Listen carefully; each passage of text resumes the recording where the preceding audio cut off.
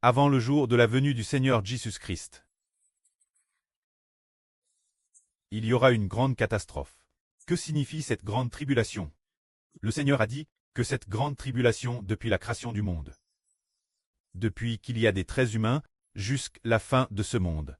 Une telle grande tribulation n'est jamais arrivée. Il n'y en a pas eu depuis les temps anciens, depuis l'humanité jusqu'à la fin de ce monde. Une telle grande tribulation n'est jamais arrivée. Alors que signifie cette grande tribulation? Frères et sœurs, vous savez peut-être, premièrement, sans parler encore de cette grande tribulation. Elle durera au total 3 ans et demi. Le précleste a DJ fixe une période de 3 ans et demi.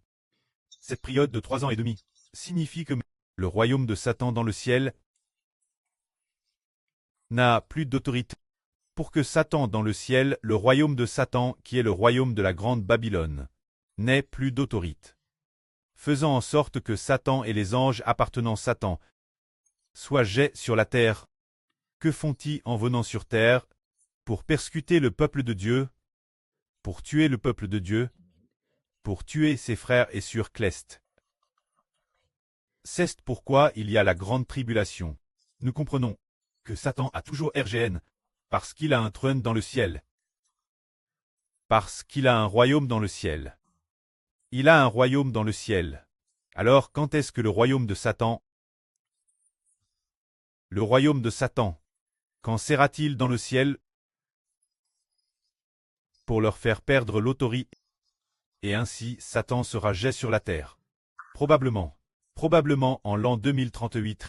En 2038, nous sommes maintenant en 2026. Il ne reste que 12 ans. Il ne reste qu'environ 12 ans avant que Satan ne soit jet sur la terre. Après avoir te jet sur la terre, tous les anges appartenant à Satan, c'est-à-dire un tiers des anges, seront jets sur la terre. Jets sur la terre, que font-ils? Ils viennent persécuter l'élu de Dieu. Tuer l'élu de Dieu, c'est précisément pour cela qu'il y a la grande tribulation. Ainsi, pendant la période de la grande tribulation, nous serons persécutés partout. Frères et sœurs, vous vous souvenez peut-être qu'au moment de la grande tribulation, Eusbert a dit un jour qu'il y a le Royaume-Uni et les États-Unis qui persécuteront les gens de toute nation et de toute tribu pour qu'ils acceptent la marque de la bête. La bête, c'est la Russie. Le royaume de fer et d'argile. C'est la Russie qui se divise puis s'allie. Bientôt, la Russie va se diviser.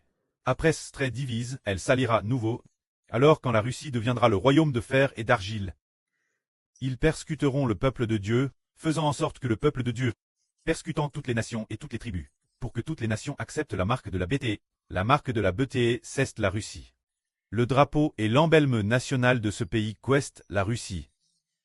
Le nom des citoyens ou des dirigeants et appelle la marque de la bête.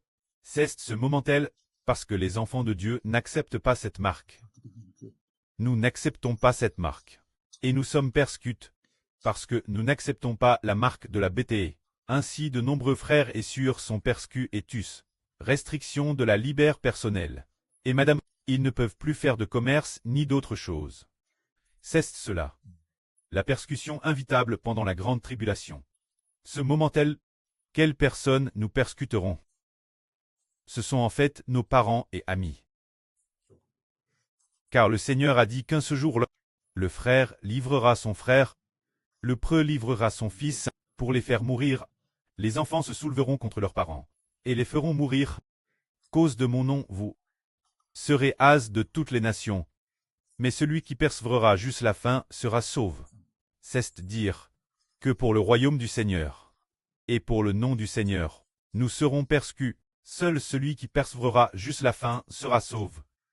C'est bien cela que le Seigneur Jésus-Christ nous enseigne. Alors, frères et sœurs, on dit j'ai compris qu'avant la venue du Seigneur, il y aura une grande tribulation. Nous devrons très persécuter. Après 3 ans et demi, le Seigneur Jésus descendra enfin pour nous sauver et nous enlever au ciel et finalement détruira nos ennemis. Que la gloire soit auprès et au Seigneur. Amen.